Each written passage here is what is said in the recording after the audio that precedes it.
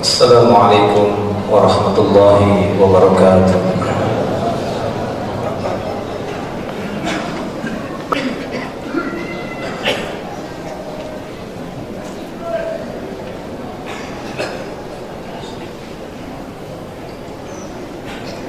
Innal hamdalillah nahmaduhu wa nasta'inuhu wa nastaghfiruh wa na'udzu billahi min shururi anfusina wa min sayyiati a'malina. Man yahdihillahu fala mudilla lahu wa man yudlil fala hadiya lahu. Asyhadu an la ilaha illallah wahdahu la syarika lahu wa asyhadu anna Muhammadan 'abduhu wa rasuluh. Salawatullah wassalamuhu ala nabiyyina Muhammadin wa ala ahli baitihi wa azwajihi wa ashabihi wa man tabi'ahum bi ihsanin ila yaumiddin. Wa qala Allah ta'ala ya ayyuhalladzina amanu ittaqullaha haqqa tuqatih wa la tamutunna illa wa antum muslimuna amma ba'du. Fa inna asdaqal hadithi kitabullah wa khairal hadi hadi Muhammadin sallallahu alaihi wasallam wa syarrul umuri muhdatsatuha wa kullu muhdatsatin bid'ah wa kullu bid'atin dhalalah wa kullu dhalalah fin nar. Ma'asyiral muslimin, akhwani fid din, rahimani wa rahimakumullah jami'an. Usikum wa iyaya bi taqwallah. Para jemaah kaum muslimin yang dimuliakan oleh Allah Subhanahu wa taala, saudara-saudara yang dimuliakan oleh Allah, saya memberikan wasiat kepada diri saya pribadi dan kepada para jemaah semuanya untuk senantiasa bertakwa kepada Allah Subhanahu wa taala, mengikuti keimanan kita dengan melakukan bentuk-bentuk ketakwaan kepada Allah Subhanahu wa taala. Karena dengan keimanan dan ketakwaan kepada Allah, disinilah letak kebahagiaan bagi orang-orang yang beriman, yang bertakwa. Mereka akan mendapatkan keberkahan dari Allah Subhanahu wa taala yang akan Allah Subhanahu wa taala curahkan dari atas langit ataupun yang akan Allah taala keluarkan dari dalam bumi. Seperti firman Allah Subhanahu wa taala di dalam surat Al-A'raf. Sana Allah Subhanahu wa taala berfirman, "Walau anna ahlal qura amanu wattaqau la fatahna 'alaihim barakatin minas sama'i wal ardh walakin kadzdzabu fa akhadnahum bima kanu yaksibun."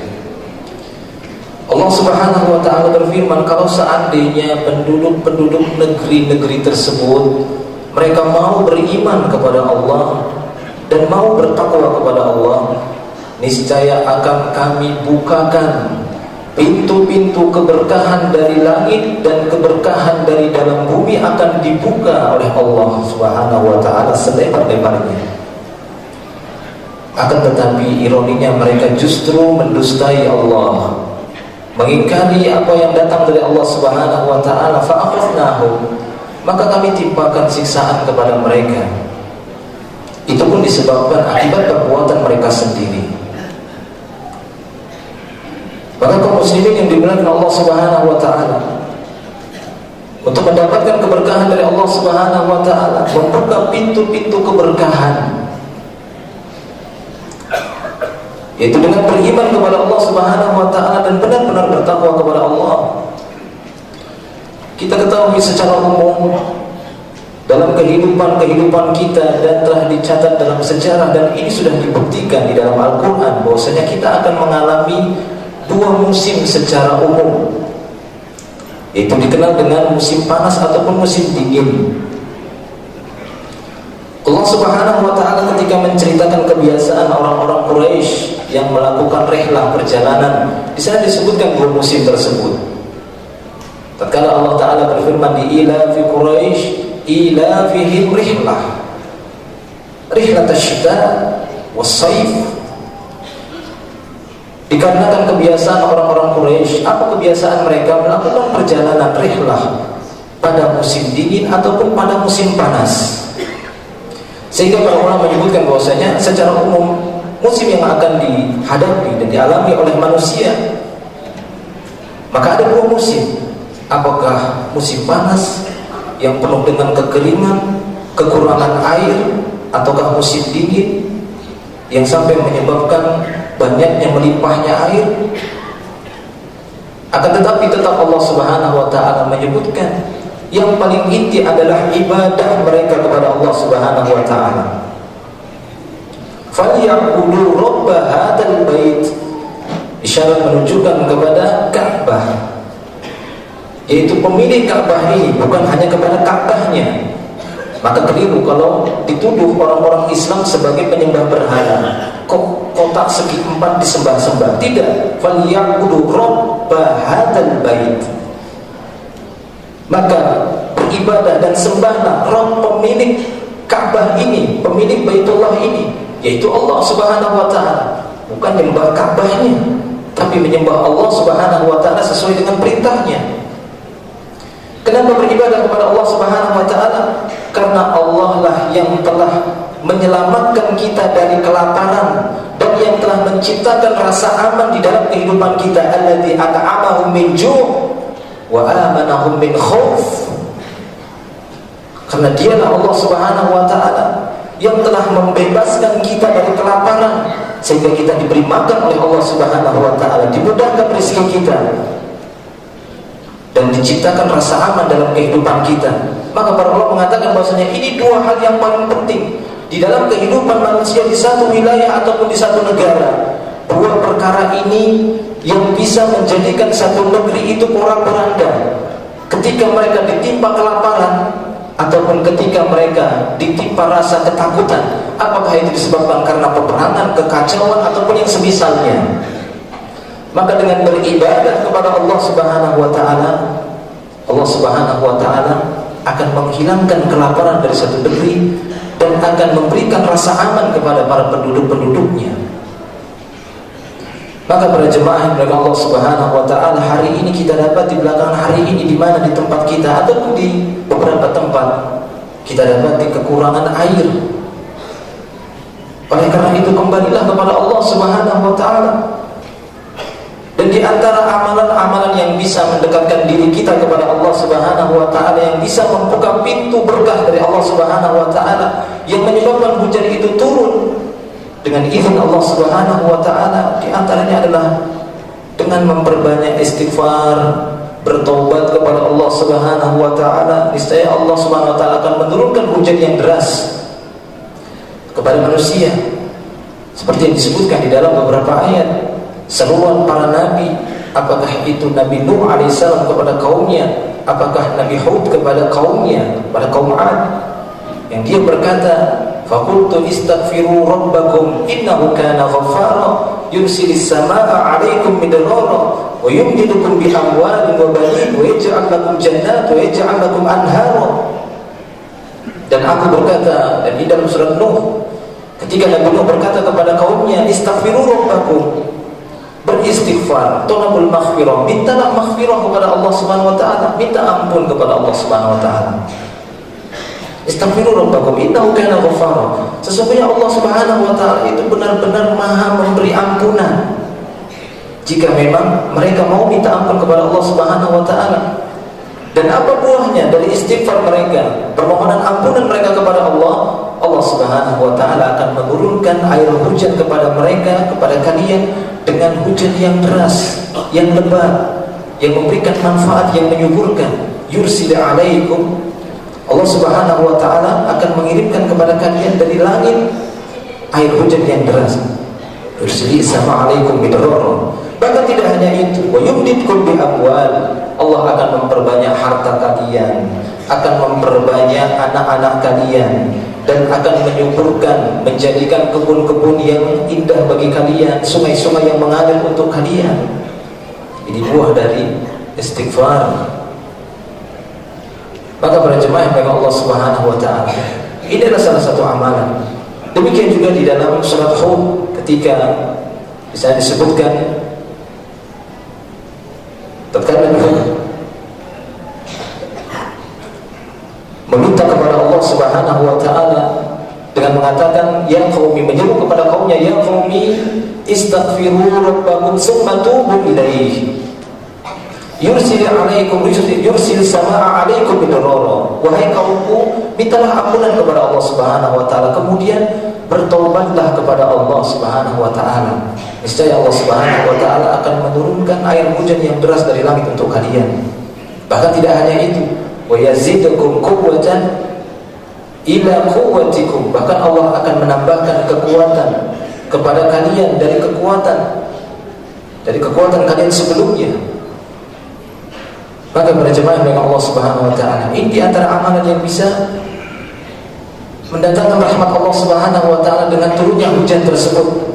Karena Nabi sallallahu alaihi wasallam apabila hujan itu turun, dia akan mengatakan rahmat Allah Subhanahu wa taala.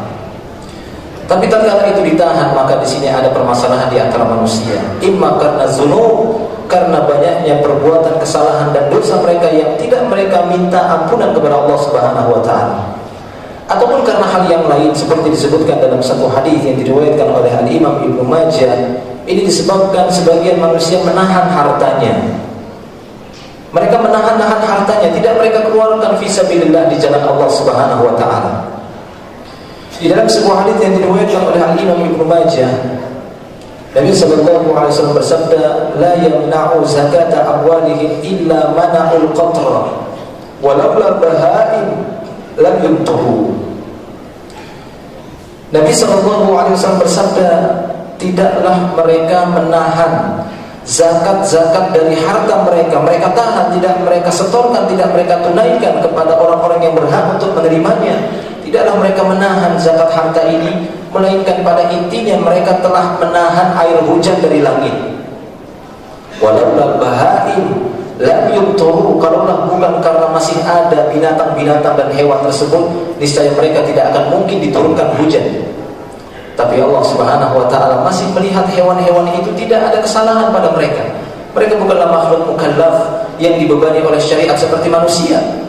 Sehingga kalau bukan karena mereka, niscaya akan tetap terus ditahan air hujan itu oleh Allah Subhanahu wa taala sampai manusia mau menyerah dengan perbuatannya. Benar-benar pasrah kepada Allah Subhanahu wa taala sebagai seorang muslim, yang makna Islam itu adalah kepasrahan, ketundukan kepada Allah Subhanahu wa taala.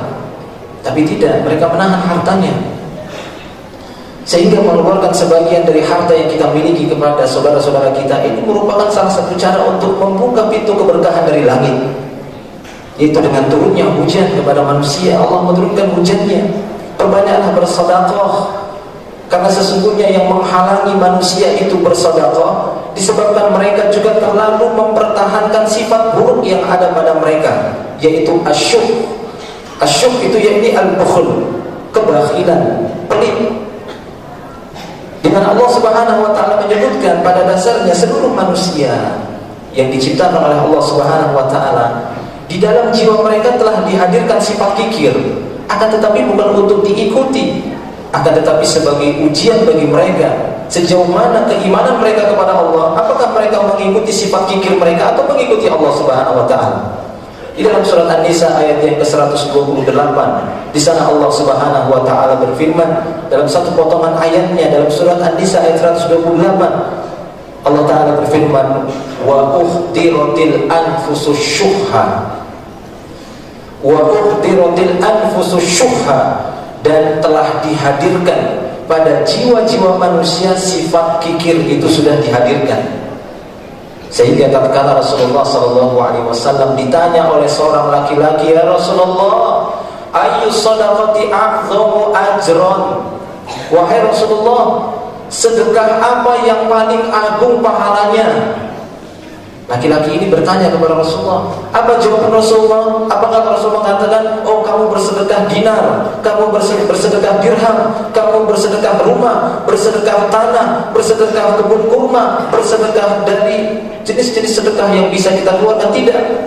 Tapi justru Rasulullah SAW lebih melihat kepada kondisi kejiwaan manusia. Rasul mengatakan, anta saddaqa wa anta sahih syahih, takhsyal faqra wa ta'ammulul ghina. Sedekah yang paling besar pahalanya, kata Rasul, yang paling agung pahalanya, engkau engkau mengeluarkan sedekah dalam kondisi badanmu sehat walafiat, tidak membutuhkan banyak biaya, akan tetapi jiwamu dalam keadaan pelit-pelit sekali, takut sekali miskin, tapi bermimpi ingin kaya. Jadi kondisi kejiwaannya lagi goyang, sehat memang badannya, akan tetapi syahih, kejiwaannya itu kikir, pingin cepat kaya, pingin kaya raya, tapi takut jatuh miskin. Maka dalam kondisi seperti ini bersedekah besar pahalanya. Apalagi dalam kondisi yang seperti ini, Allah Subhanahu wa ta'ala sudah memperlihatkan tanda-tanda kebesarannya. Ditahan sebentar saja, beberapa bulan saja air di sini, ya, air di satu tempat atau di satu negeri, maka mereka sangat membutuhkan pertolongan Allah Subhanahu wa ta'ala. Maka para jemaah yang Allah Subhanahu wa ta'ala, kembalilah kepada Allah Subhanahu wa ta'ala, beramalah dengan amalan-amalan yang saleh, harapkanlah kebaikan dari Allah dengan melakukan amalan-amalan yang diperintahkan oleh Allah Subhanahu wa ta'ala dengan semaksimalnya. Semoga Allah Subhanahu wa ta'ala menurunkan pertolongannya untuk kita semua. Aku qouli hadza astaghfirullah li wa lakum wa lisairil muslimin, innallaha ghafurur rahim, fa'tabiru ya ulil albab.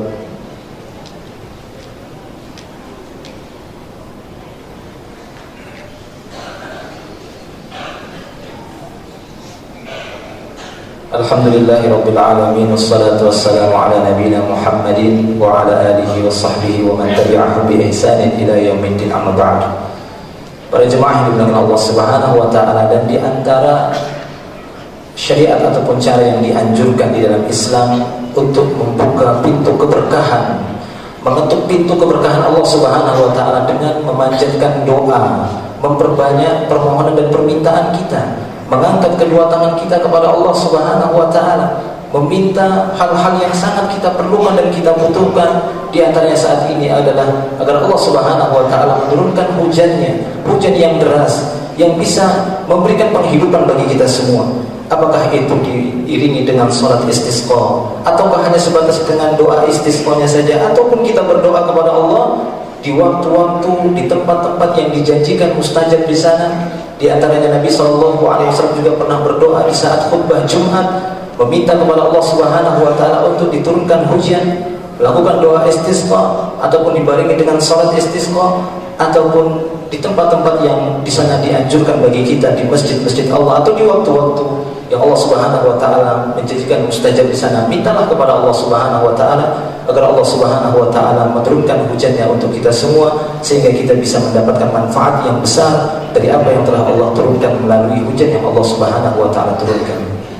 Semoga Allah Subhanahu wa ta'ala memberikan kekuatan bagi kita semua dan menjadikan kita menjadi hamba-hamba Allah Subhanahu wa ta'ala yang benar-benar beriman dan bertakwa kepada Allah Subhanahu wa ta'ala. Allahumma salli ala Muhammad wa ala ali Muhammad kama sallaita ala Ibrahim wa ala ali Ibrahim innaka Hamidum Majid. Allahumma barik ala Muhammad wa ala ali Muhammad kama barakta ala Ibrahim wa ala ali Ibrahim innaka Hamidum Majid. Alhamdulillahi rabbil alamin, arrahmanir rahim, maliki yaumiddin. La ilaha illallah, la ilaha illallah, la ilaha illallah yaf'alu ma yurid. La ilaha illallah, Allahumma anta la ilaha illa anta al-ghani wa nahnu al-fuqara.